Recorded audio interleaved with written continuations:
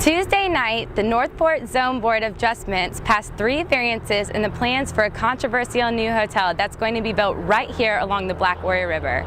With the New Hampton Inn reaching a height as high as 73 feet, Northport residents have voiced their concern about the hotel's height and modern architecture. Downtown Northport residents say they like the feel of the historical town and worry that the multi-story hotel is too big and does not fit with the soul and history of Northport. Although many locals disagree with the building of the hotel, Northport City Councilman Jay Logan thinks that it is a step in the right direction and believes that the zoning board's decision shows the city is ready to embrace financial opportunities. The height variance passed with a vote of 4-1. The cabinet says the next step in the plan is to be considered in front of a full city council, and construction on the new hotel should be starting within the next couple of months. Reporting live in Northport, I'm Kyle Rice, WVUA. Theater at the University of Alabama, waiting to hear former Secretary of State Condoleezza Rice speak to us about her new book. Her book, Extraordinary Ordinary People, A Memoir of Family, is the first of 2 books that she will publish to tell her life story. This book is about her life and growing up in the South. Her press secretary, Colby Cooper, says this book is about her upbringing and the extraordinary community that was around her and the other children growing up in segregation. She'll release the 2nd book of her series in 2012, which will discuss her role as Secretary of State. The University of Alabama and its students are excited that the Blackburn Institute was able to bring Condoleezza Rice to this campus. Rice grew up in Tuscaloosa, so she is thrilled to be speaking here as well.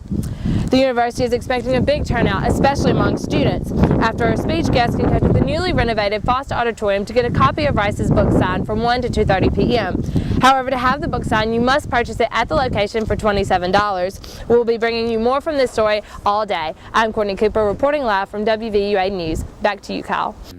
Today is Veterans Day, a national holiday that pays tribute to all American veterans, living or dead, to give thanks to veterans who served their country honorably during war or peacetime. Many places, like the University of Alabama, place American flags around campus to show their appreciation to student veterans who have served their country. But have they really done enough to say thanks? The transition from military life to civilian life can be a hard adjustment. Many of Alabama's students returning from military enlistment have mental health issues and are not receiving the proper support networks that they so rightly deserve.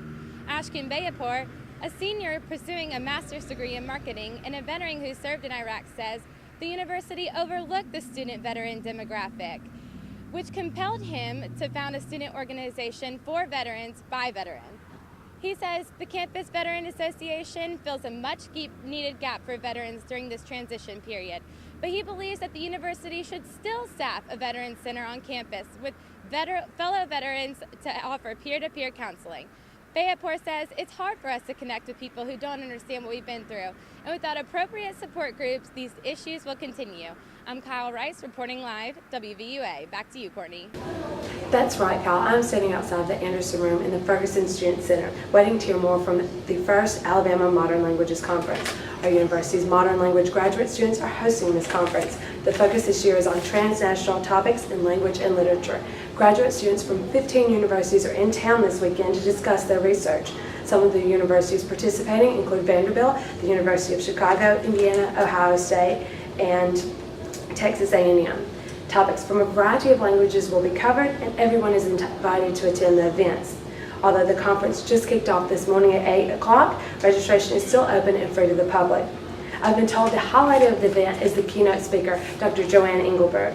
Dr. Engelbert founded the Translator Training Program at Montclair University and has won awards, including the 2004 Translation Award. Our university is honored to have these special guests in town for the weekend, and they are expecting a big turnout, especially among curious undergraduate students. We'll be bringing you more from this story all weekend. I'm Courtney Cooper reporting live for WVUA News. Back to you, Kyle. Do you know that this 12-ounce can of Four Loko contains the same amount of alcohol as 3 beers? Assistant Director of Health Planning and Prevention, Delaney Wilcox, says that the mixture of alcohol with caffeinated beverages such as Four Loko produce health hazards, and she believes that Four Loko should be banned from sale. Wilcox says the combination of stimulant caffeine and depressant alcohol masks the effects of drunkenness that usually allows people to decide when to stop drinking. While the Four Loko label does not disclose how much caffeine each drink contains, TheBestDaily.com says one Four Loko contains the same amount of caffeine found in 3.5 cups of coffee. According to data and expert opinion, the mixture of caffeine and alcohol can mask sensory clues that many people rely on to determine how intoxicated they actually are. And this means that individuals who are drinking these products may consume more alcohol and become more intoxicated than they realize. According to an FDA news release, the makers of Four Loko Fusion Projects has announced that it intends to eliminate the caffeine and other stimulants contained in its drinks. I'm Kyle Rice reporting live for WBA News. Back to you, Courtney.